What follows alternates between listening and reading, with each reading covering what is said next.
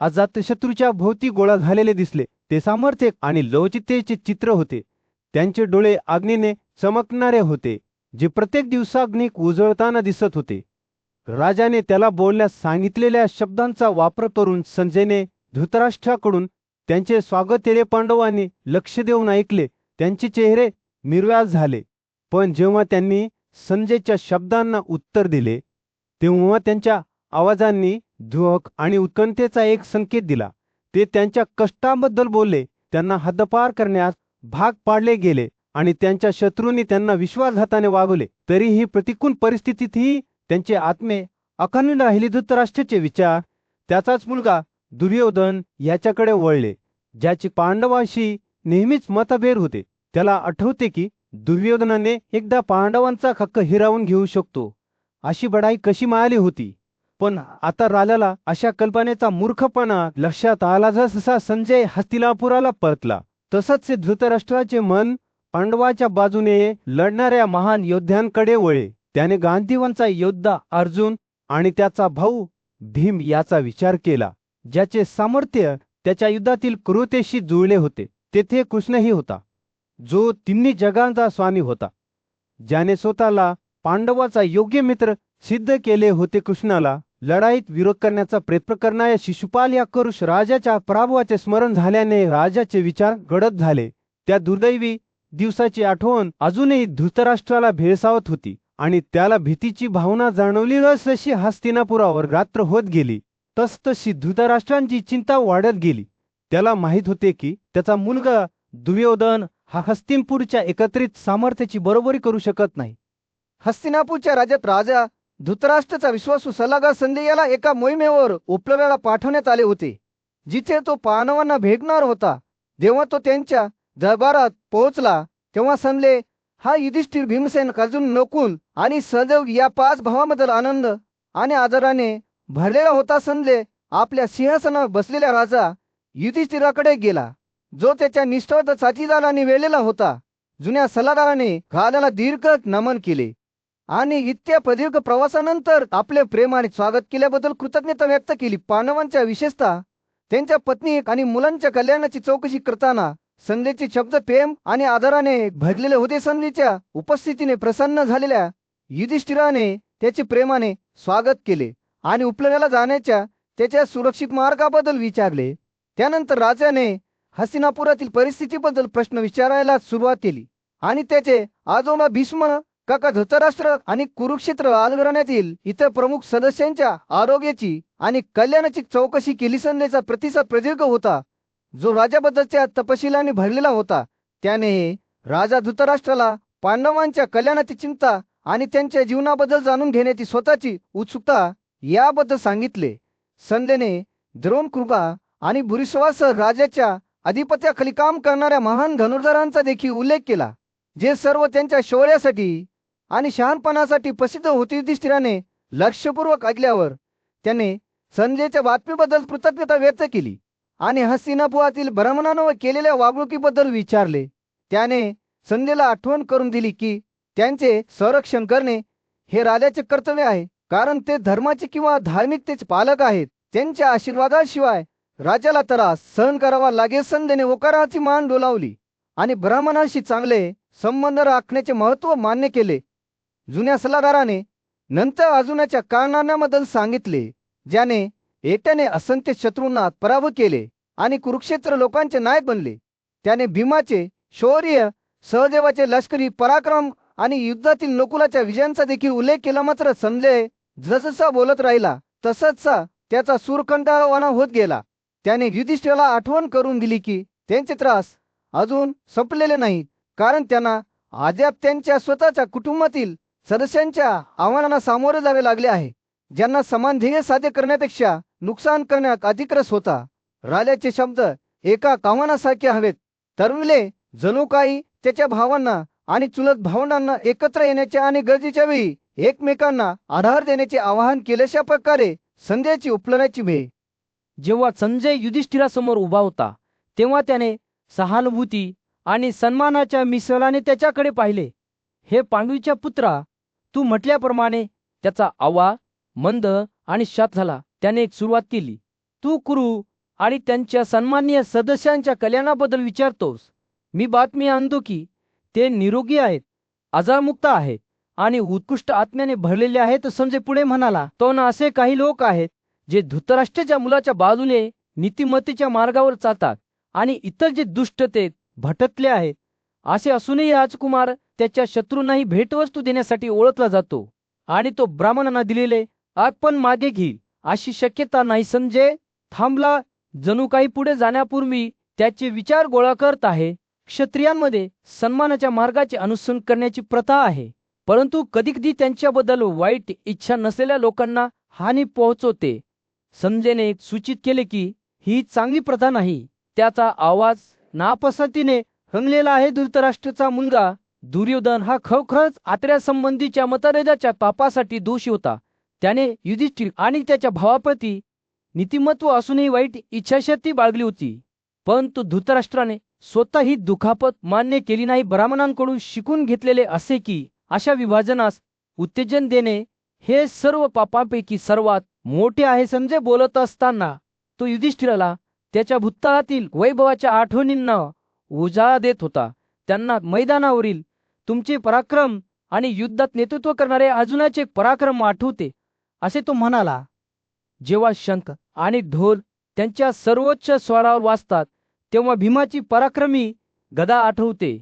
माद्रीचे 2 पुत्र नकुल आणि सहदेव युद्धभूमीवरील खांबांमधील त्यांच्या कौशल्याबद्दल त्यांच्या वेगवान आणि कविचल हालचालीसाठी लक्षात ठेवले जातात. नीतीच्या गुंतागुंतींची सखोल समज संजयच्या शब्दांमध्ये होती. मला विश्वास आहे की प्रत्येक व्यक्तीचे भवितव्य काय आहे हे कळू शकत नाही. तो हळूच म्हणाला, हे सर्व सद्गुणांनी संपन्न असलेल्या पांडूच्या पुत्रा, तुला असे प्रकारचे त्रास सहन करावे लागले आहेत, पण मला तुझ्या बुद्धिमत्तेवर विश्वास आहे. तू तुझ्या बुद्धीद्वारे या दुःखाची भरपाई करशील. जेव्हा संजयने बोलले संपवले तेव्हा युधिष्ठिरचे डोळे ढगांनी झाकलेले दिसत होते, जे पुढे येणाऱ्या आठवणी आणि समस्यांनी भारलेले होते. पण संजयच्या शब्दांमध्ये आशेचा संदेशही होता की बुद्धी आणि सद्गुणाने त्या सर्वांना शांतता मिळू शकेल. पांडूचे पुत्र, धृतराष्ट्रांचे पुत्र संजय आणि तेथे जमलेले सर्व राजे संजयने आपले भाषण संपवले. त्याच्या आवाजात गुरुत्वाकर्षणाची भावना होती. हेच आहे तुमचे वडील. पांडवांच्या छावणीवर सूर्य मावत होता तेव्हा पांडूचा मोठा मुलगा युधिष्ठिर उंच उभा होता. त्याचे डोळे त्याच्या समोर जमलेल्या गर्दीची छाननी करत होते. धृतराष्ट्राचा साथी आणि संदेशवाहक संजय अखेर हस्तिनापुरातून आला होता. या अपेक्षेने हवा दाट होती. संजयने आपला रथ खाली उतरवला. त्याचे डोळे युधिष्ठिराकडे झुकले आणि आदराने झुकला. महान राजा, मी तुझे स्वागत करतो, तो म्हणाला. त्याचा आवाज आदराने भरलेला होता. आणि वृकोदर पराक्रमी भीम आणि धनंजय धनुर्धर अर्जुन आणि माद्रीचे 2 मुलगे नकुल आणि सहदेव आणि सूर आणि सत्यकीचे वंश वासुदेव आणि पांचालांचे वृद्ध शासक द्रुपद पांडवांचे निष्ठावंत मित्रांचे आणि मित्रांचे चेहरे घेऊन संजयचे डोळे वर्तुळात फिरत होते. त्याचा आवाज अधिक तीव्र होत चालला होता. तो म्हणाला, कुरुच्या कल्याणाच्या इच्छेतून मी आणलेले शब्द सर्व ऐका. राजा धृतराष्ट्र शांततेत ही संधी मिळवण्यासाठी उत्सुक होता. त्याने या प्रवासासाठी माझी तयारी वेगवान केली. संजय बोलत असताना युधिष्ठिरची अभिव्यक्ती विचारशी झाली. त्याला माहित होते की त्याच्या वडिलांनी संजयद्वारे पाठवलेले शब्द सरोख्याच्या तीव्र इच्छेने भरलेले आहेत. हस्तिनापूरचा राजा पांडव आणि कुरु यांच्यातील युद्ध संपवण्यासाठी जे काही करावे लागेल ते करण्यास तयार होता. संजय पुढे म्हणाला. त्याचे शब्द नदीसारखे वाहत होते. प्रीताच्या पुत्रांना प्रत्येक सद्गुणाने संपन्न केले आहे. स्थिरता, सौम्यता, स्पष्टोक्तेपणा, एका उच्च कुटुंबात जन्मलेले ते मानवतावादी उदारमतवादी आहेत आणि स्वतःसाठी किंवा त्यांच्या नातेवाईकांना लाज वाटेल असे कोणतेही कृत्य करण्यास तयार नाहीत. तो थांबला. त्याचे डोळे पुन्हा एकदा युधिष्ठिराकडे वळले. पूर्ण कृत्य करण्याचा विचार ज्याचा परिणाम सार्वत्रिक कत्तलीमध्ये होईल, तो तुमच्यासाठी घृणास्पद आहे, संजय म्हणाला. त्याचा आवाज दृढ विषयाने भरलेला होता. जाणून बुजून अशा एखाद्या कृत्यासाठी कोण दोषी असू शकेल ज्यामुळे इतक्या लोकांचे प्राण जातील, माणसांचा नाश होईल. जे पापून असेल आणि नरकात जाईल, मग ते विजयात असो किंवा पराभवात असो. संजय बोलत असताना युधिष्ठिराला दुःखाची भावना जाणवली. त्याला माहित होते की त्याच्या वडिलांचे शब्द केवळ निरर्थक शब्द नव्हते, तर शांततेसाठीचा एक प्रामाणिक प्रयत्न होता.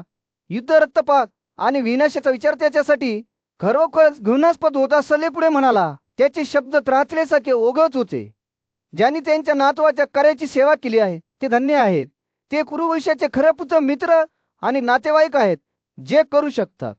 राजवाड्याच्या मैदानावर एक उदार नारिणीचा रंग सूर्य राजावर मावळत होता. पांडूचा मोठा मुलगा युधिष्ठिर चिंतनशील शांततेत बसला होता. त्याचे डोळे रथी आणि कथाकार संध्येवर स्थिर होते. शेवटी त्याचा आवाज मंद आणि मोजमाप करत तो म्हणाला, मी असे कोणते शब्द बोललो आहे ज्यामुळे तुम्हाला असे वाटते की युद्ध अपरिहार्य आहे? युधिष्ठिरच्या चरणी बसलेल्या संध्येने आश्चर्याने वर पाहिले की राजकुमार, तुमचे शब्द शांततेबद्दल युद्धापेक्षा अधिक योग्य पर्याय म्हणून बोलता. जेव्हा पर्याय उपलब्ध असतील तेव्हा कोण लढू इच्छितो? हे युधिष्ठिर, तुम्हाला माहिती आहे की जर एखाद्याला त्याच्या सर्व इच्छा प्रयत्नाशिवाय पूर्ण करता आल्या तर ते क्वचितच कृती करणे निवडतील. युद्धात भाग घेण्याची तेच कमी. युधिष्ठिराने विचारपूर्वक मान डोलावली. त्याचे डोळे संध्येच्या चेहऱ्यावरून कधी सुटले नाही. होय, मला विश्वास आहे की शांतता हा सर्वोत्तम मार्ग आहे. पण जे दुर्दैवी आहेत त्यांचे काय? त्यांना जीवनाचे साधे सुख, संगीत, हा सुगंध किंवा सुंदर कपडे मिळू शकत नाहीत. आणि तरी धृतराष्ट्राचा मुलगा दुर्योधनाने आम्हाला आपल्या राज्यातून हाकलून दिले. ऐसनलेने सहानुभूतीपूर्वक मान डोलावली. त्याचे भाव उदास झाले. हे राजकुमार राजा संकटात आहे आणि इतरांच्या सामर्थ्याने संरक्षण मागतो. हे शहाणपणाचे नाही. तो इतरांशी ज्या प्रकारे वागतो त्याच प्रकारे तो इतरांकडून स्वीकारू. युधिष्ठिरचे डोळे आकुंच तावले. त्याच्या आवाजात रागाचा सूर उमटत होता. दुर्योधनाने आमचे हिचिंत आणि सल्लागार विदुराच्या शब्दांकडे दुर्लक्ष केले. त्याचे वडील धृतराष्ट्र यांनी आपल्या मुलाच्या सल्ल्याचे पालन करणे निवडले. जरी यामुळे अन्यायकारक कृत्ये झाली, ईर्ष्या आणि क्रोधाने ग्रासलेल्या दुर्योधनावरील त्याच्या प्रेमामुळे राजा अंधार झाला. हे युधिष्ठिर बोलत असताना त्याचे शब्द नदीसारखे वाहू लागले. प्रत्येक वाक्य शेवटच्या वाक्यावर कुरूच्या पतनाचे चित्र रेखाटते. विदुराच्या शहाणपणाकडे दुर्लक्ष केले गेले आणि आता आपले राज्य भरवस्तेत आहे. दुर्योधनाचे सल्लागार म्हणजे दुःशासन, शकुनी आणि कर्ण हे कमी मोलाचे लोक आहेत. त्यांनी आम्हाला या मार्गावर नेले आहे आणि मला भीती वाटते की परत येण्यास खूप उशीर झाला आहे. संजय लक्षपूर्वक ऐकत होता. त्याचे डोळे युधिष्ठिरच्या चेहऱ्यावरून कधी सुटत नव्हते. त्याला माहित होते की राजकुमाराचे शब्द वेदना आणि दुःखाने भरलेले आहेत, परंतु न्यायाची सखोल भावना देखील आहे. त्यांच्या काळातील सर्वात महान योद्धा अर्जुनाबद्दल बोलताना युधिष्ठिरचा आवाज भावनेच्या भरात उठला. अर्जुन त्याच्या धनुर्विद्या कौशल्यात अतुलनीय आहे. दुर्योधनाला हे माहीत आहे, तरी तो विश्वास ठेवतो की आपले सार्वभौमत्व आपल्याला हिरावून घेणे शक्य आहे.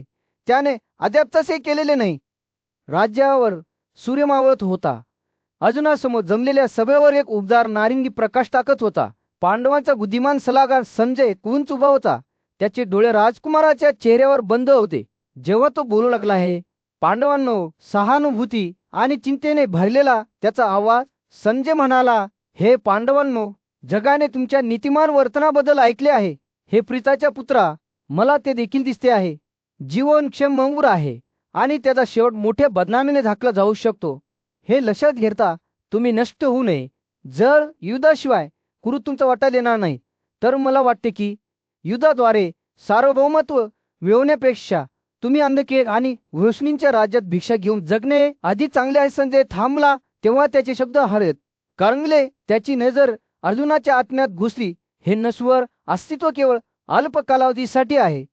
दोषारोपास प्रवृत्त आहे, सतत दोष सहन करत आहे आणि अस्थिर आहे. त्याची तुलना कधीही चांगल्या नावाशी केली जाऊ शकत नाही. म्हणून हे पांडव, कधीही पाप करू नका. संध्येच्या शब्दांनी मंत्रमुग्ध होऊन सभा शांत झाली. त्याचा आवाज दृढ निश्चयाने भरलेला होता. तो पुढे म्हणाला, या इच्छा नश्वर माणसांना चिकटून राहतात, सद्गुणी जीवनात अडथळा आणतात. ज्ञानी माणसाने त्या सर्वांना आधीच ठार केले पाहिजे आणि त्यामुळे हे प्रीताचे पुत्र जगात एक निव्वळ प्रसिद्धी मिळवली पाहिजे. सद्गुणाची किंमत मोजून संपत्ती मिळवण्याच्या निरर्थकतेबद्दल बोलताना संजयचे डोळे अर्जुनाला अगदी बरोबर दिसत होते. संपत्तीची तहान ही या जगात बंधनासारखी आहे. जे सद्गुणाचा शोध घेतात त्यांना नक्कीच त्रास होतो. जो केवळ सद्गुणांचा शोध घेतो तो शहाणा असतो. इच्छावाता माणसाला त्याच्या लौकिक चिंतांमध्ये त्रास सहन करावा लागतो. संजय बोलत असताना त्याने अर्जुनाच्या भूतकाळातील प्रतिमांची कल्पना केली असे दिसते. तुम्ही वेदांचा अभ्यास केला आहे, एका संत ब्राह्मणाचे जीवन जगले आहे, यज्ञ विधी केले आहेत आणि ब्राह्मणांना दान केले आहे. प्राण्यांना मिळणाऱ्या सर्वोच्च पदाचे स्मरण करूनही तुम्ही तुमचा आत्मा सुखप्राप्तीसाठी वर्षानुवर्षे समर्पित केला आहे देण्याचा अभ्यास न करता सुखात गुंतले असण्याच्या परिणामाबद्दल बोलताना संदेचा आवाज दोखाने कमळ होता. जो जीवनातील सुख आणि आनंदासाठी स्वतःला जास्त समर्पित करतो, कधी धार्मिक ध्यानाच्या सरावात स्वतःला गुंतवत नाही, तो अत्यंत दयनीय असला पाहिजे. त्याची संपत्ती गेल्यानंतर त्याचे आनंद त्याला सोडून जातात आणि त्याची तीव्र अंतर्प्रेरणा त्याला त्याच्या नेहमीच्या सुखप्राप्तीसाठी प्रवृत्त करते. संजयच्या शब्दांनी सभागृहाचे रूपांतर झाले, जणू ते त्यांच्या डोळ्यासमोर उलगडणाऱ्या प्रकटीकरणाचे साक्षीदार आहेत. येणाऱ्या जगात आजूबाजूच्या कधी होणाऱ्या कृतीविषयी आणि त्या कृतीमुळे त्याचे भवितव्य कसे निश्चित होईल याबद्दल तो बोलला. तुमचे काम त्या चवदार आणि स्वादिष्ट अन्नाशी तुलना करता येण्याजोगे म्हणून सर्वांकडून साजरे केले जाते, जे आहे. कुरुक्षेत्राच्या विशाल विस्तारावर सूर्य मावळत होता. जमलेल्या योद्ध्यांवर एक उबदार नारिंगी प्रकाश टाकत होता. पांडव बंधूंपैकी सर्वात मोठा युधिष्ठिर चिंतनशील शांततेत बसला होता. त्याचे डोळे ज्ञानी आणि आदरणीय संध्याकडे स्थिर झाले होते. वशीच्या शब्दांनी त्याच्या आत एक लय पकडली होती आणि त्याने पुढचा मार्ग स्पष्ट करण्याचा प्रयत्न केला होता. संजय, तू सत्य बोलतोस. युधिष्ठिर त्याचा आवाज मंद आणि दणदणीत म्हणाला, नीतिमत्ता ही खरोखरच आपल्या कृतींचा आधारस्तंभ आहे. पण जेव्हा ते एकमेकांचे रूप धारण करतात तेव्हा आपण सद्गुण आणि दुर्गुण कसे ओळखू शकतो? जेव्हा धोकाचे उपमे येतात आणि आपल्या जगण्याची साधने धोक्यात येतात तेव्हा काय योग्य आणि काय अयोग्य यात फरक करणे कधीकधी कठीण होते. संजय लक्षपूर्वक ऐकत होता. त्याचे डोळे युगळाचे शहाणपण प्रतिबिंबित करत होते. अहिंसा या प्राचीन शब्दाचा वापर करून त्याने हुरकुर केली. अहिंसा ही एक संकल्पना आहे जी सांसारिक जगाच्या पलीकडे जाते. युधिष्ठिर काय नेमले आहे आणि काय नाही यात फरक करण्यासाठी भेदभाव आवश्यक आहे. युधिष्ठिराने विचारपूर्वक मान डोलावली. संजय, मला तुझा मुद्दा कळतो आहे. विपुलतेच्या काळात आपण आपल्या आदेशानुसार आपल्या कर्तव्यांचे पालन केले पाहिजे. पण जेव्हा जगण्याचे साधन अपुरे असते तेव्हा आपण ती कर्तव्ये पार पाडण्यासाठी पर्यायी मार्ग शोधले पाहिजेत. आणि तरीही जर कोणी निराधार असेल तर सर्व कर्तव्याचा त्याग करणे योग्य नाही. युधिष्ठिरच्या शब्दांच्या वजनामुळे हवा भारावून गेली होती. संजय पुढे झुकला. त्याचे डोळे सखोल समजूतदारपणाने जळत होते. त्या महान गोष्टी आणि सल्लागार कृष्णाने आपल्याला शिकवले आहे की संकटाच्या वेळी आपण आपल्या कृतींना परिस्थितीनुसार जुळवून घेतले पाहिजे, परंतु आपण कर्तव्याचा त्याग करण्याची जुळवून घेणे गोंधळात टाकू नये. जो काही संकेत म्हणून कृष्ण स्वतः युधिष्ठिरच्या बाजूला प्रकट झाला. त्याच्या उपस्थितीने शांतता आणि शहाणपणाचा प्रकाश पसरला. माझ्या प्रिय युधिष्ठिर, तो म्हणाला. त्याचा आवाज उन्हाळ्याच्या वाऱ्यासारखा शांत होतो. मी अनेक राजांना संघर्षात दोन्ही बाजूंचे कल्याण करण्याचा सल्ला दिला आहे आणि माझ्या सल्ल्याचे पालन करणारे सात्यकीचे वृष्णिक आणि इतर विजयी झाल्याचे मी पाहिले आहे. त्यांची अंतःकरणे आनंदाने भरलेली आहेत आणि त्यांचे आत्मे अखंड आहेत. कृष्णाचे शब्द ऐकून युधिष्ठिरचे डोळे मोठे झाले. त्याला नेहमीच माहीत होते की वशी हे रणनीती आणि मुत्सद्देगिरीचे तज्ज्ञ होते, परंतु आता त्याने त्याला एका नवीन प्रकाशात पाहिले. धार्मिकतेच्या मार्गावर मार्गदर्शक म्हणून कृष्ण युधिष्ठिर श्रद्धेने भरलेल्या आवाजात म्हणाला, तू सर्व कृतींचा मान न्यायाधीश आहेस. तुझा सल्ला अंधारातील दीपस्तंभासारखा आहे जो पुढचा मार्ग प्रकाशमय करतो. मला आता तुझे मार्गदर्शन हवे आहे, कारण कर्तव्ये सोडायची की नाही हे मला ठरवावे लागेल. एका गोंधळाच्या काळात कृष्णाने त्याची सखोल चिंता, त्याचा विश्वासू सल्लागार संजय याच्याशी व्यक्त केली. कृष्ण म्हणाला, माझी इच्छा आहे की पांडूचे पुत्र उद्ध्वस्त होऊ नयेत, जेणेकरून ते समृद्ध होतील आणि त्यांच्या इच्छा पूर्ण होतील. त्याने राजा धृतराष्ट्राच्या अनेक पुत्रांच्या समृद्धीसाठी देखील प्रार्थना केली, कारण त्यांना शांततेच्या दिशेने मार्गदर्शन करण्याची कृष्णाची इच्छा होती. कृष्णाने संजयला समजावून सांगितले की तो नेहमीच शांततेच्या महत्त्वावर विश्वास ठेवतो, विशेषतः सत्ता चालवणाऱ्यांसाठी. परंतु त्याने दुःखाच्या भावनेने नमूद केले की पांडूच्या मुलांनी एक अनुकरणीय शांततापूर्ण स्वभाव प्रदर्शित केला. याउलट धृतराष्ट्राचे पुत्र लोक आणि महत्वाकांक्षेने घासले होते. कृष्णाला आश्चर्य वाटले की संजयला त्यांचे वर्तन पाहता शत्रुत्व अपरिहार्य असल्याचे का दिसत नाही. संजय मात्र अविश्वसनीय वाटत होता. त्याने या जगातील आणि पुढच्या काळातील यशाच्या स्वरूपावर विविध ब्राह्मणांच्या मतांचा हवाला देत तात्विक युक्तिवादाने प्रतिवाद केला. काहींचा असा विश्वास होता की यश हे कामावर अवलंबून असते, तर इतरांना असे वाटले की केवळ ज्ञानास मोक्ष आणू शकते. कृष्णाने संजयचे शब्द लक्षपूर्वक ऐकले, परंतु सौम्यपणे निदर्शनास आणून दिले की जे कृतीशिवाय केवळ ज्ञानावर अवलंबून असतात ते नकाशा असलेल्या परंतु अन्न नसलेल्या व्यक्तीसारखे असतात. त्यांना कुठे जायचे हे कदाचित माहीत असेल, परंतु त्यांची भूक अपूर्ण राहील. त्यानंतर कृष्णाने स्वतः देवतांकडून उदाहरणांची एक रेखाटणी विणण्यास सुरुवात केली. देवांचा पराक्रमी राजा इंद्राने स्वयंशिस्त आणि कठोर परिश्रमांद्वारे आपले स्थान प्राप्त केले होते. त्याचप्रमाणे आकाशातील ज्ञानी गुरु बृहस्पती तपश्चर्या आणि आत्मसंयमाच्या मार्गावर चालत आपल्या स्थानावर पोहोचला होता. आणि स्वर्गातील नक्षत्र देखील कामाच्या सामर्थ्याचा पुरावा होते, कारण त्यांनीही मेहनतीच्या प्रयत्नातून आपले स्थान प्राप्त केले होते. कृष्णाचे शब्द एखाद्या नदीसारखे वाहू लागले, ज्या संजय त्यांच्याबरोबर होता. सर्वोत्तम ब्राह्मण, क्षत्रिय आणि वैश्यांनी पाळलेले शासन म्हणजे अभ्यास, तपश्चर्या आणि एकत्रित कार्य होते, यावर त्याने भर दिला. कृष्ण म्हणाला, संजय लो शहाणा होता, त्याला हे माहीत असले पाहिजे. त्यानंतर कृष्ण हातात असलेल्या प्रश्नाकडे वळला. राहिल्याने लढणे योग्य आहे की नाही त्याने संजयला 4 जातीच्या विभाजनाचा आणि त्यांच्या संबंधित कर्तव्यांचा विचार करण्यास सांगितले. अभ्यास करणे, यज्ञ करणे आणि शिकवणे हे ब्राह्मणाचे कर्तव्य होते. आपल्या लोकांचे रक्षण करणे आणि न्याय कायम राखणे हे क्षत्रियाचे कर्तव्य होते. व्यापार आणि शेतीद्वारे संपत्ती मिळवणे हे वैश्याचे कर्तव्य होते. तर शूद्रांचे कर्तव्य उच्च जातींची सेवा करणे हे होते. कृष्णाने शेवटी असे म्हटले की राजाने सर्व जातींचे काळजीपूर्वक रक्षण केले पाहिजे. त्यांना त्यांची कर्तव्ये पार पाडण्यासाठी नियुक्त केले पाहिजे. त्याने निपक्षपाती आणि न्यायी असले पाहिजे. कधी कामुक इच्छा किंवा लोभाला बळी पडू नये. परंतु कृष्णाने दुःखाच्या भावनेने नमूद केले की कुरुले विसरले आहेत. हस्तिनापूरच्या राज्यावर जेव्हा सूर्य मावू लागला तेव्हा संजय एक राजा युधिष्ठिरासमोर उभा राहिला. त्याचे डोळे धूर आणि आदराने भरलेले होते. राजाला आपले शेवटचे शब्द सांगत असताना त्याचा आवाज किंचित थरथरत होत आहे. मनुष्यांचे दैवी शासक संजय म्हणाला, मी तुम्हाला निरोप देतो.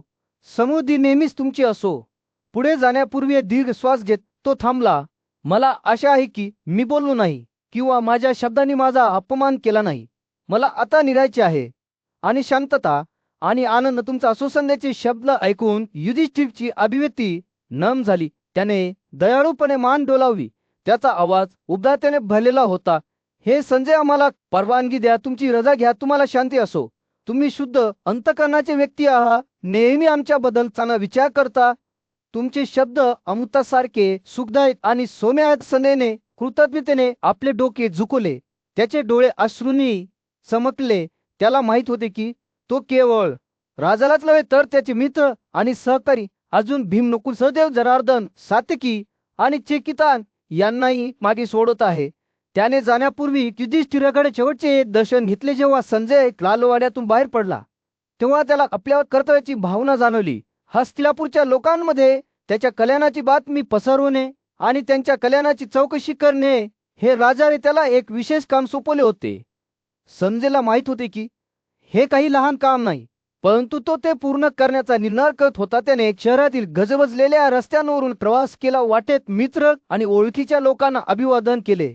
जंगलात राहणाऱ्या ब्राह्मणांना, एकांतात राहणाऱ्या तपस्वींना आणि वेदांचा अभ्यास करण्यात आयुष्य घालवणाऱ्या वृद्ध ओशींना भेट दिली. संजय प्रत्येकाशी दयाळूपणे आणि आदराने बोलले, त्यांचे कल्याण विचारले आणि युधिष्ठिरच्या शांतीची बातमी सांगितली. त्यानंतर त्याने गालवाड्याला भेट दिली, जिथे तो राजाचे गुरु आणि सल्लागार द्रोण, अश्वत्थामन, कृपा आणि विदुर यांना भेटला.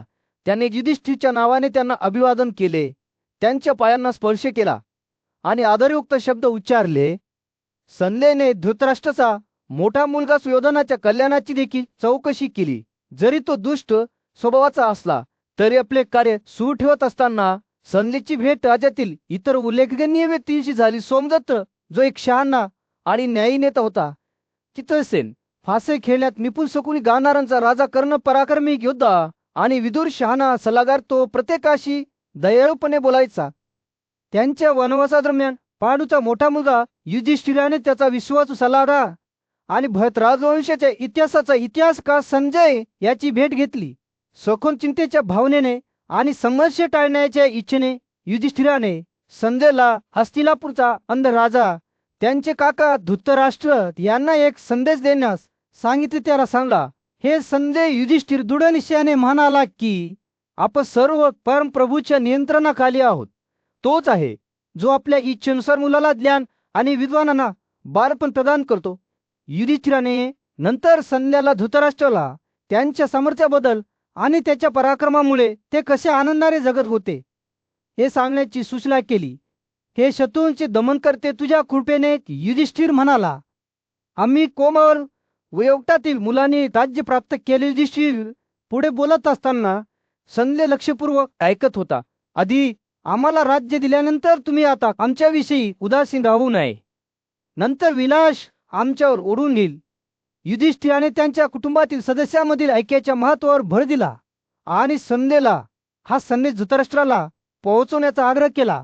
आम्हाला एकजूट राहायचे आहे. तो ठामपणे म्हणाला, शत्रूंकडून पराभूत होण्यासाठी स्वतःला सहन करू नका. संजय निघून जाण्याच्या तयारीत असताना युधिष्ठिराने त्याला भरतांचे नातू आणि त्यांच्या कुटुंबातील एक आदरणीय व्यक्तिमत्व भीष्माला अभिवादन करण्याची आठवण करून दिली. तुझ्याद्वारे जेव्हा शांतनूची वंश लुप्त होणार होती. युधिष्ठिर कृतज्ञतेने म्हणाला, ते पुनरुज्जीवित झाले म्हणून हे सर हे तुमच्या स्वतःच्या निर्णयानुसार करा, ज्याद्वारे तुमचे नातू सर्व एकमेकांशी सौहार्दाने जगू शकतील. संजयला कुरुकडी शहाणा आणि दयाळू सल्लागार विदुराकडून शांततेचा सल्ला देण्याची सूचना देण्यात आली. युधिष्ठिराने नंतर आपले लक्ष दुर्योधनाकडे वळवले, ज्याने त्यांना इतके दुरक दिले होते. तुम्ही सभेदरम्यान निर्दोष आणि असहाय्य द्रौपदीला दिलेला अपमान. युधिष्ठिर संयमाने म्हणाला, आम्ही शांतपणे सहन करू, कारण आम्हाला कुरुकांना ठार मारताना पाण्याचे मन नाही. युधिष्ठिराने दुर्योधन आणि त्याच्या भावांच्या हातून झालेल्या दुःखाचे वर्णन करताना संजयाने लक्षपूर्वक ऐकले. त्यांना हरिण तातडी घालून हद्दपार करण्यात आले होते आणि दुर्योधनाने कुंतीच्या सन्मानाकडे दुर्लक्ष करून कृष्णाला ओढले होते. तरीही हे सर्व असूनही युधिष्ठिराने संध्याला धृतराष्ट्राला शांतता आणि ऐक्याचा संदेश देण्यासाठी आग्रह केला. राज्याचा आपला योग्य वाटा आपल्याला मिळालाच पाहिजे. युधिष्ठिर ठामपणे म्हणाला. कौरवांचा एक समर्पित सेवक संजय पांडवांच्या छावणीतून निघून जात असताना त्याला भीतीची भावना जाणवली. धृतराष्ट्राने त्याला फासेवर त्यांच्या विल्याची आणि त्यानंतर त्याच्या 5 मुलांच्या वनवासाची बातमी जंगलात पोहोचवण्याचे काम सोपवले होते. भारदस्त अंतकरणाने संजयने आपला कठीण प्रवास हस्तिनापूर राज्याची राजधानी येथे परत सुरू केला. शहरात प्रवेश करता संजय राजवाड्याच्या प्रवेशद्वाराकडे निघाला, जिथे कुल्याने त्याचे स्वागत केले. द्वारपालाने संजयचे महत्त्व लक्षात घेऊन लगेच ही बातमी धृतराष्ट्राला सांगितली, जो त्याचे सल्लागार आणि कुटुंबातील सदस्यांनी वेढलेल्या त्याच्या सिंहासनावर बसला होता. संजय पांडवांचा संदेश घेऊन आला आहे हे ऐकून धृतराष्ट्राची उत्सुकता वाढली. राजवाड्यात प्रवेश करण्याची परवानगी मिळाल्यानंतर संजय श्रद्धापूर्वक हात जोडून धृतराष्ट्राकडे गेला. त्याने युधिष्ठिरासोबत झालेल्या भेटीबद्दल बोलण्यास सुरुवात केली, ज्याने राजाच्या आणि त्याच्या कुटुंबाच्या कल्याणाबद्दल चौकशी केली होती. युधिष्ठिराने कोणत्याही अपमानास्पद साधनांचा अवलंब न करता सद्गुण आणि संपत्तीची इच्छा कशी व्यक्त केली हे संजयने सांगितले. ज्याने राजकुमाराने धृतराष्ट्राचे पुत्र आणि नातू तसेच त्यांचे मित्र आणि सल्लागारांच्या कल्याणाबद्दल आपली चिंता देखील व्यक्त केली. धृतराष्ट्र मात्र परिस्थितीच्या गंभीरतेकडे दुर्लक्ष करत होता. त्याने युधिष्ठिरच्या हेतूबद्दल आणि तो त्याच्या भावांवर आणि सल्लागारांवर खुश आहे का याची चौकशी केली. संजयच्या प्रतिसादामुळे केवळ राजाच्या स्वतःच्या उणीवा ठळकपणे दिसून आल्या. बुद्धिमान म्हातारा माणूस धृतराष्ट्राने केलेल्या असंख्य चुका आणि लवकरच होणाऱ्या परिणामांकडे लक्ष वेधून उघडपणे बोलला. संजयने युधिष्ठिराला सद्गुणांचा आदर्श म्हणून वर्णन करण्यास सुरुवात केली, ज्याने सर्व पापपूर्ण कृतींचा त्याग केला होता. जसे सर्पाने त्याची जीर्णत्वच वाहिली होती, त्याने धृतराष्ट्राला इशारा दिला की त्याच्या स्वतःच्या कृती धर्म आणि अर्थ नफा या दोन्हींच्या विरुद्ध आहेत आणि अखेरीस या जीवनात आणि पुढच्या आयुष्यात धोक्याला कारणीभूत ठरतील. संजयने आपल्या इंद्रियांवर आणि इच्छांवर नियंत्रण ठेवण्याच्या महत्त्वावर भर दिला. राजा वलीचे उदाहरण देत, ज्याने सर्व गोष्टींचे कारण म्हणून शाश्वत सार लादले होते. संभाषण सुरू असताना संजयने कौरवांच्या स्वतःच्या पतनावर प्रकाश टाकला, ज्याची श्रेय त्याने त्यांच्या सल्लागारांच्या त्यांच्या हेतूबद्दलच्या अतूट समर्पणाला दिले. त्याने भाकीत केले की पुरूंचा नाश अपरिहार्य होता आणि युधिष्ठिरचा संयम अखेरीस त्यांच्या निधनास कारणीभूत ठरेल.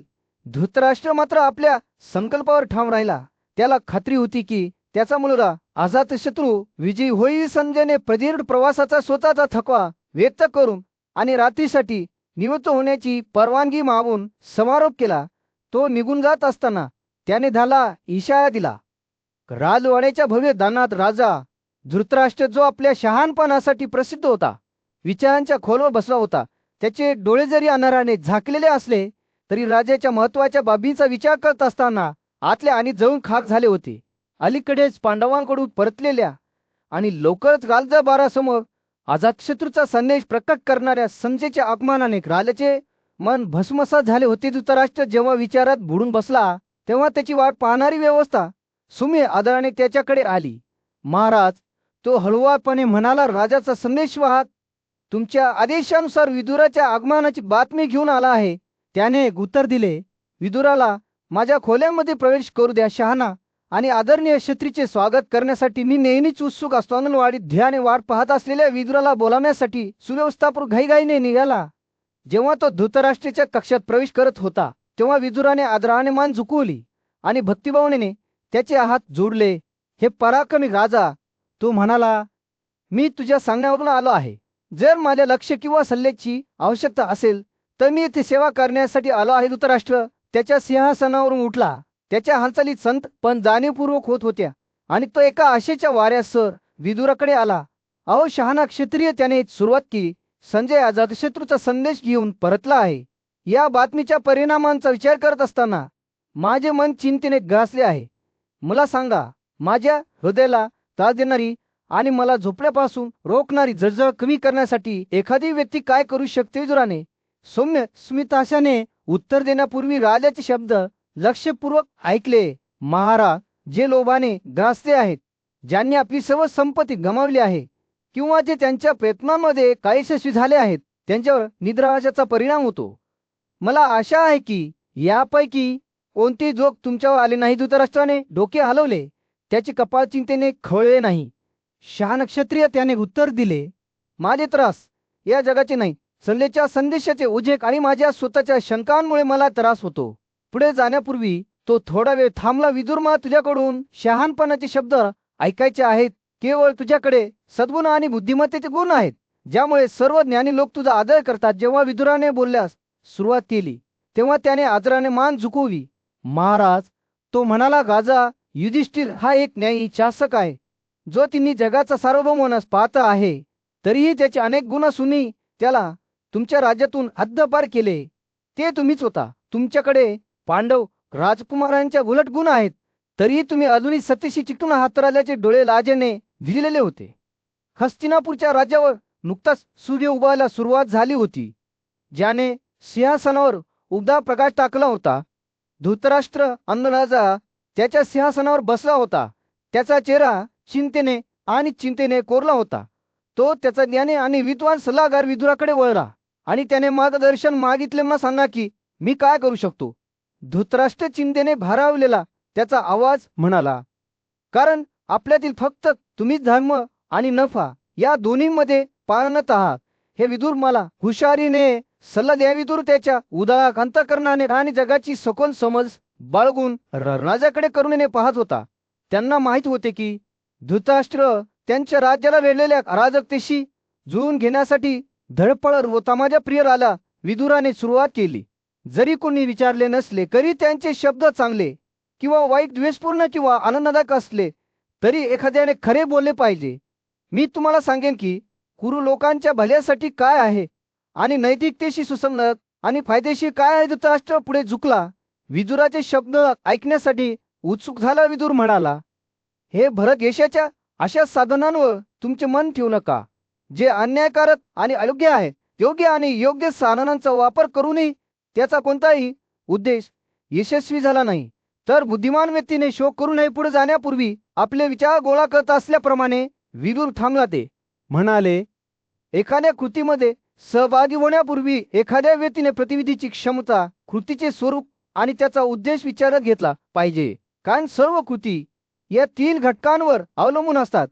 हे लक्षात घेता एखाद्याने कृती सुरू केली पाहिजे आणि ती अचानक आवेगाने घेऊनही विदुर बोलत असताना त्याच्या शब्दांनी धृतराष्ट्राच्या मनात जिवंत चित्रे काढली.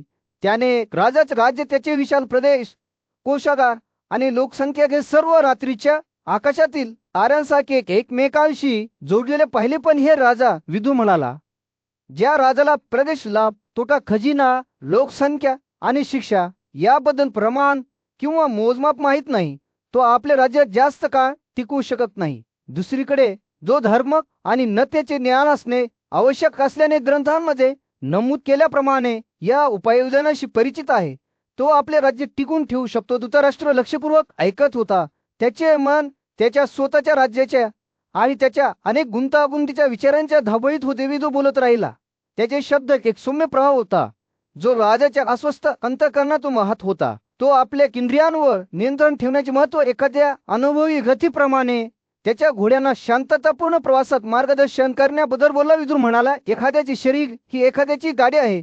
आतला आत्मा हा त्याचा चालक आहे आणि इंद्रिये ही त्याची घोडेस्वार आहेत. त्या उत्कृष्ट घोड्यांनी ओढलेल्या जेव्हा सुशिक्षित असतो तेव्हा जो शहाणा असतो तो आनंदाने जीवनाचा प्रवास करतो. आणि हस्तिनापूरच्या भव्य दालनांमध्ये आंधळा राजा धृतराष्ट्र सिंहासनावर बसला. त्याची बुद्धी आणि सद्गुणासाठीची तहान शांत झाली. तो त्याचा विश्वासू सल्लागार विदुराकडे वळला आणि म्हणाला, हे मान बुद्धिमान, मला धर्म आणि फायद्याशी सुसंगत असे शब्द पुन्हा सांगा. ते ऐकण्याची माझी तहान भागली नाही. तुम्ही जे बोलता ते आकाश काही. विदुर हसला. त्याचे डोळे शहाणपणाने चमकले आणि सौम्य आवाजात बोलू लागला, सर्व पवित्र ठिकाणी अभिषेक आणि सर्व प्राण्यांप्रती दयाळूपणा हे दोन्ही समान आहेत. कदाचित सर्व प्राण्यांप्रती दयाळूपणा पहिल्यापेक्षा वचर आहे. पुढे जाण्यापूर्वी तो एक क्षण थांबला. हे स्वामी, आपल्या सर्व मुलांवर दयाळूपणा का? कारण त्या जगात त्या महान कीर्तीमुळे तुम्हाला पुढे स्वर्ग मिळतो.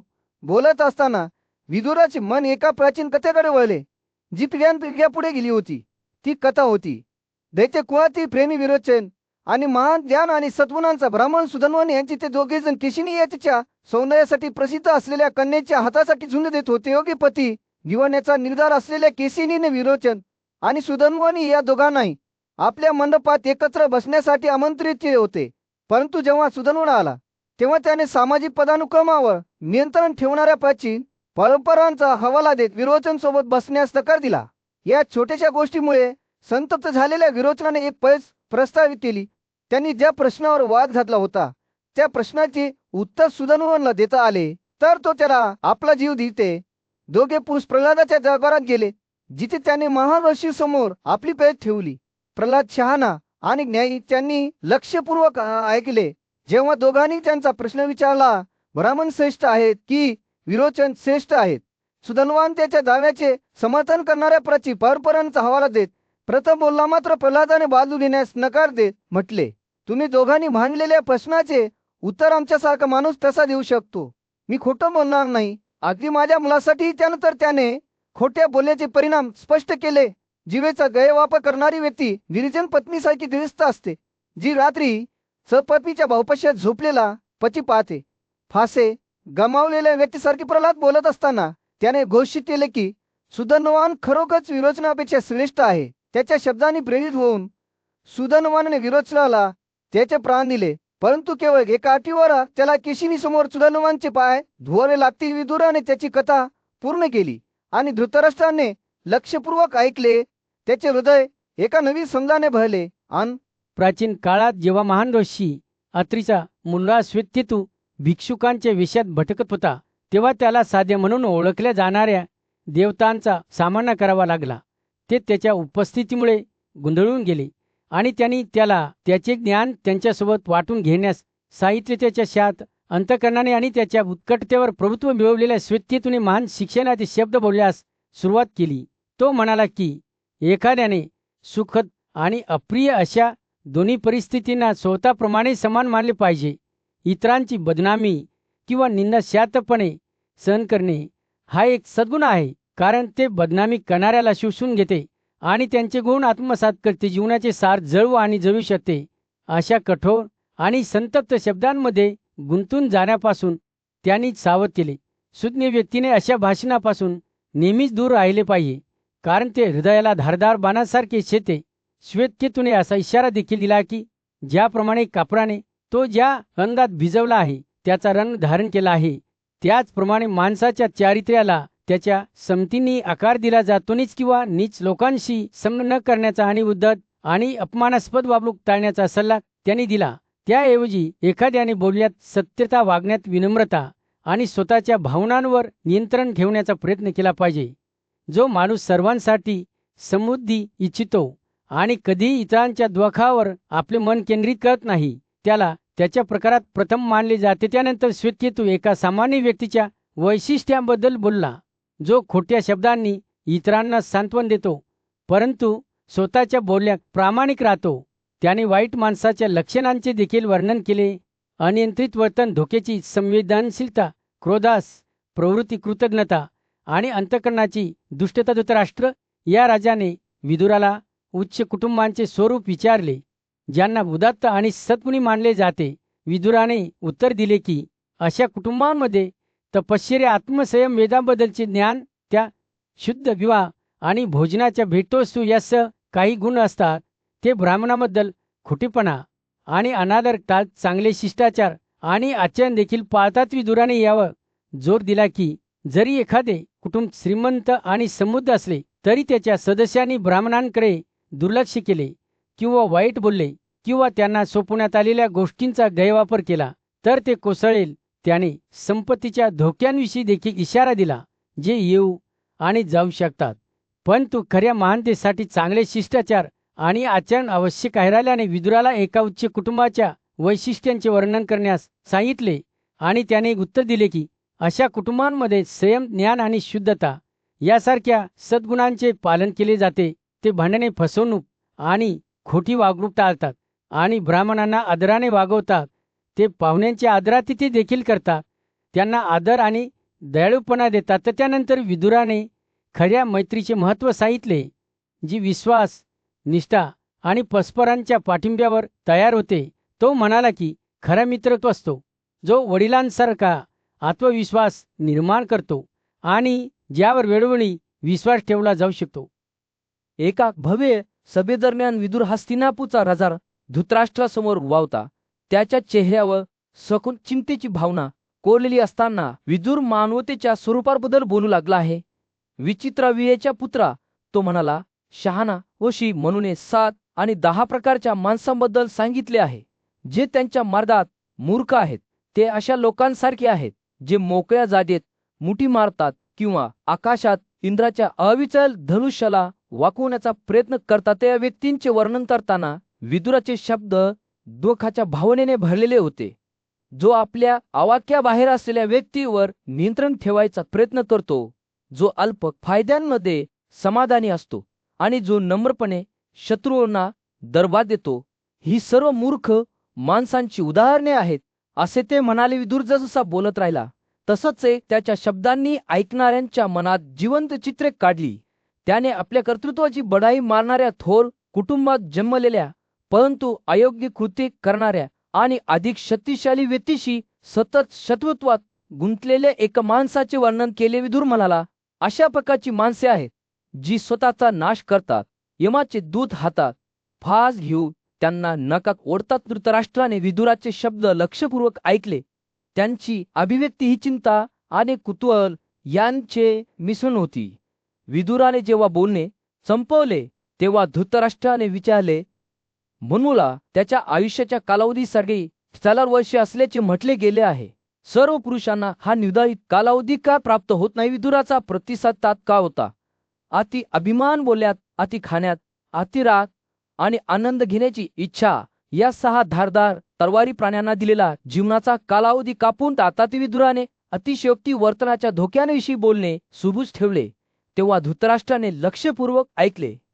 जो माणूस दुसऱ्याच्या पत्नीचा ताबा घेतो किंवा त्याच्या गुरुच्या शयेचे उल्लंघन करतो, तो ब्राह्मणांचा वध करण्यासाठी कसा दोषी असतो, याचे त्यांनी वर्णन केले. विदुर म्हणाला, वेद घोषित करतात की या व्यक्तीशी संपर्क साधण्यासाठी प्रायश्चित्त आवश्यक आहे, परंतु जे ज्ञानी लोकांची शिकवण स्वीकारतात, नैतिकतेशी परिचित असतात आणि सद्गुणी जीवन जगतात, ते स्वर्गात जाण्यास यशस्वी होतात. संभाषण चालू असताना विदुराने एखाद्याच्या शब्दांमध्ये आणि कृतीमध्ये प्रामाणिकपणा आणि सचोटीचे महत्त्व सांगितले. अनुकूल शब्द बोलणारा माणूस भरपूर असू शकतो, परंतु अश्लील शब्द बोलणारा आणि ऐकणारा दुर्मिळ असतो. हे त्याने वर्णन केले. जो माणूस जे अयोग्य आहे पण खरे आहे ते म्हणतो, तो राजाच्या सामर्थ्यात भर घालतो. विदुर म्हणाला, त्याच्या कुटुंबाच्या फायद्यासाठी एखाद्या सदस्याचा बळी दिला जाऊ शकतो, त्याच्या गावाच्या फायद्यासाठी कुटुंबाचा बळी दिला जाऊ शकतो आणि त्याच्या आत्म्यासाठी संपूर्ण पृथ्वीचा बळी दिला जाऊ शकतो. विदुर बोलत असताना धृतराष्ट्राने वाढत्या चिंतेने ऐकले.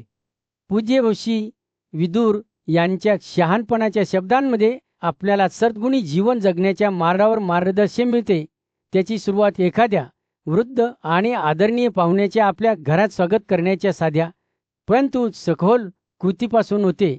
जसजसा तरुण पुढे जातो आणि त्याला अभिवादन करतो, तसतसे त्याचे हृदय उंच उडते आणि त्याला नम्रतेचे महत्त्व आठवते. शहाणा विदुर पुढे म्हणतो, स्वनियंत्रित व्यक्तीने प्रथम आपल्या अतिथीला आसन दिले पाहिजे, पाणी आणले पाहिजे, त्यांचे पाय धुतले पाहिजेत आणि नेहमीच्या स्वतःची चौकशी केली पाहिजे. त्यानंतर त्यांनी त्यांच्या स्वतःच्या बाबींबद्दल बोलले पाहिजे.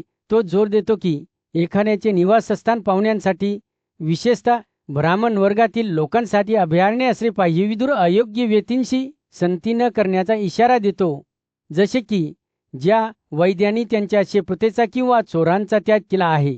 तथापि या व्यक्ती देखील अतिथी म्हणून आल्यावर आदर आणि आदरास पात्र असतात.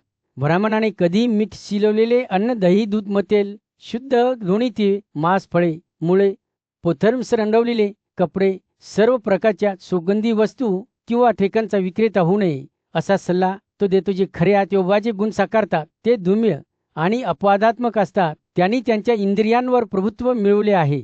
स्तुती आणि दोष या दोन्हींकडे दुर्लक्ष केले आहे आणि सांसारिक इच्छांपासून अलिप्त राहिले आहेत. विदुराने त्यांचे वर्णन जगापासून पूर्णपणे दूर गेल्यासारखे असे केले आहे. याउलट जे इतरांवर अन्याय करतात त्यांनी कधीही असे समजू नये की ते परिणामांपासून वाचू शकतात. बुद्धिमान ऋषी आपल्याला आठवण करून देतात की बुद्धिमान व्यक्तींकडे लांब हात असतात, जे त्यांच्याबरोबर केलेल्या चुकांसाठी चुका परत करतात. विदुर आपल्या पत्नींचे रक्षण करण्याच्या आणि त्यांच्याशी दयाळूपणे वागण्याच्या महत्त्वावर भर देतो. अत्यंत आशीर्वादित आणि सद्गुणी उपासनेस पात्र आणि त्यांच्या घराचे अलंकार असलेल्या पत्नी खरोखरच घरगुती समृद्धीचे मूर्त स्वरूप आहेत असे ते म्हणतात. जीवनातील गुंतागुंतीतून मार्गक्रमण करत असताना विदुर शहाणपण आणि शक्ती कशी जोपासायची याबद्दल मार्गदर्शन करतो. तो आपल्याला आपला सल्ला गुप्त ठेवण्याचा सल्ला देतो. तो पूर्ण होईपर्यंत आपण काय करू इच्छितो याबद्दल न बोलता डोंगरावर किंवा राजवाड्यावर चरताना आपण आपले निर्णय एकांतात तिरकस नजरेपासून दूर ठेवून परिपक्व केले पाहिजे. तर शहाणा ऋषी अशा मित्रांना राज्याचे रहस्य सोपवण्यापासून सावध करतात, ज्यांना त्यांच्या इंद्रियांवर ज्ञान किंवा नियंत्रण नसते. राजाची आर्थिक स्थिती आणि त्याच्या सल्ल्यांचे पालन करणे हे त्याच्या मंत्र्यावर अवलंबून असते. म्हणून त्यांची नियुक्ती करण्यापूर्वी त्यांची छान तपासणी करणे आवश्यक आहे. जेव्हा आपण महानतेसाठी प्रयत्न करतो तेव्हा विदुर आपल्याला आठवण करून देतो की सद्गुणी जीवन जगण्यामधून खरी शक्ती येते. आपण मत्स्य सोडून दिला पाहिजे, इतरांच्या हक्कांचे रक्षण केले पाहिजे, ज्यांना जे योग्य आहे त्यांना दिले पाहिजे आणि बोलण्यात सहमत असले पाहिजे. शेवटी शहाणा ऋषी फसवणूक, भेटवस्तू आणि कठोर बोलण्याच्या धोक्यांविषयी इशारा देऊन समारोप करतो. ज्यांच्याकडे हे गुण आहेत ते लवकरच सर्व प्राण्यांपासून दूर राहतील, तर जे बुद्धिमत्ता, मनाची शांतता, आत्मसंयम, शुद्धता आणि कठोर भाषणाचा भाव जोपासतात. हस्तिनापूरच्या भव्य दालनामध्ये गाजा धृतराष्ट्र चिंतनशील शांततेत बसला होता. त्याने बोलू लागल्यावर त्याचे डोळे ज्ञानी विदुरावर खिळले होते. विदुर म्हणाला, या तो दोरीने हलवलेल्या लाकडी बाहुल्यासारखा आहे. तो स्वतःच्या नशिबाचा मालक नाही, तर मी तिच्या खेळातील केवळ एक पेरा आहे. धृतराष्ट्राला स्वारस्य वाटू लागले आणि तो पुढे झुकला. त्याचा आवाज अपेक्षेने भरलेला होता. पुढे जा, तू जे म्हणतोस त्याकडे मी लक्ष देतो आहे. विदुर पुढे म्हणाला. त्याचे शब्द शहाणपणाने झिरबत होते. स्वतः थोरल्या बृहस्पतीलाही चुकून बोलल्याबद्दल दोषी धरले जाऊ शकते. खरी महत्ता शब्दात नाही, तर कृतीमध्ये असे मानवी नातेसंबंधांच्या क्षणभंगुर स्वरूपाबद्दल बोलताना विदुराचे डोळे धृतराष्ट्राच्या आत्म्यात बुडलेले दिसत होते. जे भेटवस्तू किंवा गौण शब्दांनी सहमत आहेत त्यांना अनुकूलता मिळू शकते, परंतु नैसर्गिक मोहिनी आणि विनम्रता असलेल्यांना ते खरोखर चमकते. तो थांबला. त्याची नजर लालाचा मोठा मुंडा दुर्योधनाकडे सकत होती. राजा विदुर म्हणाला. त्याच्या आवाजात दुःखाची छिटा होती. दुर्योधनाचा जन्म झाला तेव्हा मी तुम्हाला इशारा दिला होता. मी तुम्हाला या एका मुलाला सोडून देण्यास सांगितले होते, कारण असे केल्याने तुम्ही तुमच्या 100 मुलाची समृद्धी सुरक्षित कराल. तो पुन्हा थांबला. त्याचे डोळे धृतराष्ट्राच्या चेहऱ्यावर बंद झाले. पण जर तुम्ही त्याला ठेवले तर तुमच्या संपूर्ण भविष्याचा नाश होईल. धृतराष्ट्राची अभिव्यक्ती ठाम राहिली. त्याचा आवाज ठाम होता. तुम्ही जे काही बोलता ते सर्व ज्ञानी लोकांनी मान्य केले आहे आणि माझ्या भविष्यासाठी आहे. मी माझ्या मुलाला सोडण्याचे धाडस करत नाही. विदुराचे डोळे ढगाने झाकलेले दिसत होते, जणू त्याला त्याच्या पुढे नीतीचा मार्ग उलगडताना दिसत होता. विदुर पुढे म्हणाला, खरी मानता संपत्ती किंवा सामर्थ्यात नाही तर धार्मिकतेमध्ये आहे. ज्याला सर्व सद्गुणाने निम्रता लाभली आहे तो प्राण्यांच्या छोट्याशा दुःखाकडेही दुर्लक्ष करत नाही. त्याचा आवाज अधिक तीव्र अधिक तातडीचा झाला. जे भांडणारे लोभी निर्लज्ज आणि कपटी आहेत त्यांना कोणत्याही किंमतीत टाळले पाहिजे. विदुर बोलत असताना त्याच्या शब्दांनी शहाणपणाची आणि दूरदृष्टीची झलक दाखवली. त्याने नशा, झोप आणि हेरांकडे दुर्लक्ष यासारख्या धोक्यांविषयी सावधगिरी बाळगली आणि असा इशारा दिला की हे धोके शहाण्या नाही नाशाच्या मार्गावर नेऊ शकतात. धृतराष्ट्राने लक्षपूर्वक ऐकले. त्याचा चेहरा विचारांचा मुखवटा होता. विदुराच्या शब्दांनी त्याच्या आत काहीतरी खोलवर जागृत केले. त्याच्या कुटुंबाप्रती आणि त्याच्या राज्याप्रती जबाबदारीची भावना. हे राजा, विदुर म्हणाला. त्याचा आवाज दृढनिश्चयाने भरलेला होता. पांडूच्या मुलांवर केलेल्या चुका पूर्ववत करणे हे तुमचे कर्तव्य आहे. त्यांना त्यांच्या योग्य ठिकाणी पुनर्संचयित करणे तुम्हाला तुमच्या सर्व पापांपासून शुद्ध करेल आणि ज्यांनी त्यांच्या आत्म्यावर प्रभुत्व मिळवले आहे त्यांच्यामध्येही तुम्हाला उपासनेचा विषय बनवेल. जसा सूर्य क्षितिजाच्या खाली बुडाला. धृतराष्ट्र राजाच्या दरबारात विदुर एक शहाणा आणि दयाळू सल्लागार म्हणून उभा राहिला. त्याने यशाची रहस्य राजाला सांगण्यास सुरुवात केली. असे म्हणत, जो चांगला माणूस आपल्या मर्यादेपलीकडे न जाता आपल्या ध्येयाचा पाठपुरावा करतो तो लवकरच प्रसिद्धी मिळवेल. त्याने स्पष्ट केले की जे सद्गुणी आहेत त्यांना इतरांना आनंद देण्याची सामर्थ्य आहे. विदुर पुढे म्हणाला, जो एखाद्या मोठ्या ध्येयाचा त्याच्या आधारनिकतेमुळे त्या करतो तो सर्व शत्रूंना त्याची त्वचा उधळणाऱ्या सापाप्रमाणे सोडून आनंदाने जगेल. त्याने 3 गंभीर पापांविरुद्ध इशारा दिला. फसवणुकीद्वारे विजय मिळवणे, स्वतःच्या गुरुप्रती निष्ठाही असणे आणि स्वतःच्या हेतूंबद्दल बढाई मारणे. तो म्हणाला, हे ब्राह्मणाला ठार मारण्याच्या पापासारखे होते. शहाणा सल्लागार नंतर अतिमत्सर मृत्यू आणि गर्विष्ठपणाच्या धोक्याबद्दल बोलला, ज्यामुळे समृद्धीचा नाश होऊ शकतो. त्याने एखाद्याच्या गुरुची वाट पाहण्यातील निष्काळजीपणा, घाई आणि बढाईबद्दल देखील इशारा दिला, कारण हे ज्ञानाचे 3 शत्रू आहेत. विदुराने 7 दोष सूचीबद्ध केले जे विद्यार्थ्यांनी टाळले पाहिजेत. आळस, निष्काळजीपणा, बुद्धीचा गोंधळ, अस्वस्थता, वेळ वाया घालवण्यासाठी गोळा होणे, अहंकार, अभिमान आणि लोभ. ते म्हणाले की ज्यांना आनंद हवा आहे त्यांना ज्ञान असू शकत नाही आणि उलट अग्नी कधीही इंधनाने तृप्त होत नाही.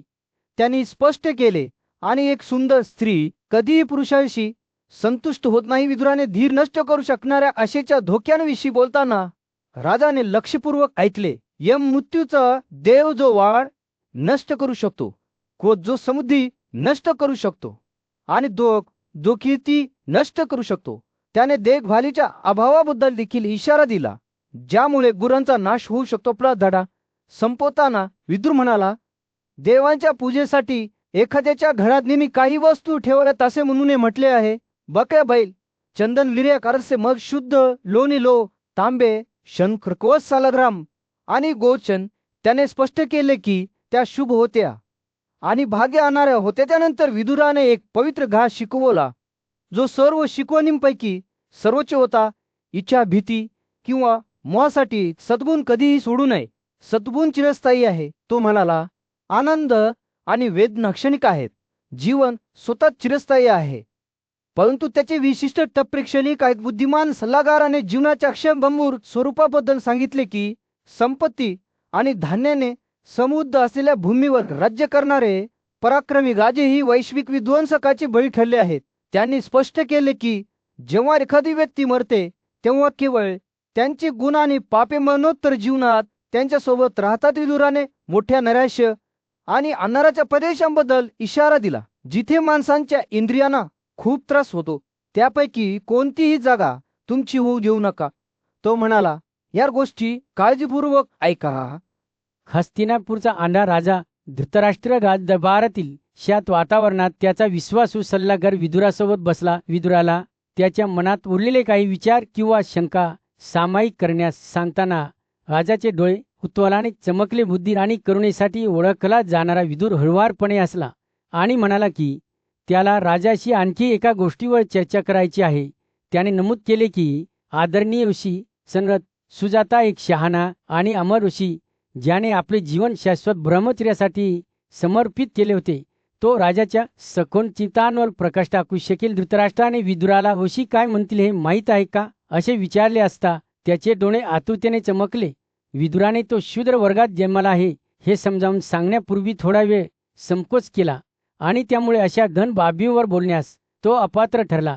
तथापि त्याने मान्य केले की सनातन सुजाताची समज अमर्याद होती आणि त्याच्या शब्दांवर दैवी अधिकाराचा भार होता. राजाने विदुरावर तो होशीना कसा भेटू शकतो हे सांगण्यासाठी दबाव आणला आणि विदुराने त्या ज्ञानी व्यक्तीचे ध्यान करण्यास सुरुवात केली. विदुरच्या विचारांना प्रतिसाद म्हणून सनत सुजा त्यांच्यासमोर प्रकट झाला. कौशीचे विधींसह स्वागत करण्यात आले आणि काही काळ विश्रांती घेतल्यानंतर तो आरामात बसला. विदुराने ऋषींना संबोधित केले आणि स्पष्ट केले की धृतराष्ट्राला तीव्र शंका होती की तो शांत होऊ शकत नाही. त्याने शहाण्याला विनंती केली की त्याने हा अंधार दूर करावा आणि राजाला ज्ञानाच्या दिशेने मार्गदर्शन करावे. सनत सुजाताने त्याचे प्रवचन सुरू करण्यापूर्वी लक्षपूर्वक ऐकले. राजा अशी म्हणाले, मृत्यूबद्दल दोन विरोधी मते आहेत का? काहींचा असा विश्वास आहे की विशिष्ट कृतीने ते टाळले जाऊ शकते, तर इतरांचा असा दावा आहे की मृत्यू अजिबात नाही. मी तुमच्यासाठी हे स्पष्ट करेन. मृत्यू अज्ञानातून उद्भवतो आणि ज्ञान अमरत्व आहे. ती वाघासारखी भस्म करणारी शक्ती नाही. त्याचे स्वरूप अनिश्चित आहे. ब्रह्मविद्या किंवा आत्मज्ञानाचा पाठपुरावा हा अमरत्वाचा मार्ग आहे. हे ऋषी सतत समजावून सांगत राहिले. माणसांना त्यांच्या इच्छांनी कसे प्रभावित केले जाते, जे त्यांना अज्ञानाच्या मार्गावर आणि शेवटी मृत्यूकडे नेतात, याचे त्यांनी वर्णन केले. तथापि जे लोक आत्मसंयमाने त्यांच्या आत्म्यावर विजय मिळवतात ते या नशिबातून सुटू शकतात. असं सुजाताच्या शब्दांनी एक स्पष्ट चित्र रेखाटले. अज्ञान हे यमाचे रूप धारण करते, परंतु ज्या विद्वान व्यक्तीने आपल्या इच्छांवर अशा प्रकारे नियंत्रण ठेवले आहे त्याला ते घेऊ शकत नाही. जो माणूस आपल्या इच्छांचे पालन करतो तो त्यांच्यासोबत नष्ट होतो, मात्र जो इच्छा सोडून देऊ शकतो तो सर्व प्रकारचे द्वक नक्कीच दूर करू शकतो. ऋषींचे प्रवचन एक सौम्य परंतु शक्तिशाली वारा होता, जो राजाच्या मनात उसळला, ज्यामुळे त्याच्या शंका आणि भीती दूर झाल्या. सनत सुजाताने मृत्यूचे स्वरूप प्रकट केले तेव्हा धृतराष्ट्राने लक्षपूर्वक ऐकले. ती बाह्य शक्ती नसून अज्ञानाची पराकाष्ठा आहे. दादाने मुक्तीचा मार्ग विचारला. एका वन आश्रमाच्या शांत वातावरणात बुद्धिमान झाला. धृतराष्ट्र आपल्या आदरणीय अतिथी सनत सुजातासोबत चिंतनशील अवस्थेत बसला होता. राजाने तपश्चर्येचे मौनाखरेसा समजून घेण्याचा प्रयत्न केला तेव्हा त्याची उत्सुकता वाढली होती. त्याने विचारले, तपश्चर्येचा उद्देश काय आहे? दोन प्रकारच्या मौनापैकी संयमी भाषण आणि ध्यान तुम्हाला कोणता मान्य आहे? गहन बुद्धी असलेला कशी? सनत सुजात तीक्ष्ण डोळ्यांनी राजावर पाहत होता. त्याने उत्तर दिले, सर्वोच्च आत्मावेद आणि मन या दोन्हीद्वारे आत प्रवेश करू शकत नाही. याच कारणास्तव त्याला मौना म्हणतात, ज्यामधून वैदिक शब्दांश होम आणि सामान्य ध्वनी दोन्ही उद्भवले आहेत की एक हे गाला शब्द म्हणून प्रदर्शित होतो. धृतराष्ट्राने आश्चर्याने डोळे मोठे केले आणि विचारले, ज्याला ऋग्वेद आणि यजुर्वेद किंवा सामवेद दोन्ही माहीत आहे, तो पाप करतो तेव्हा पापामुळे कलंकित होतो का?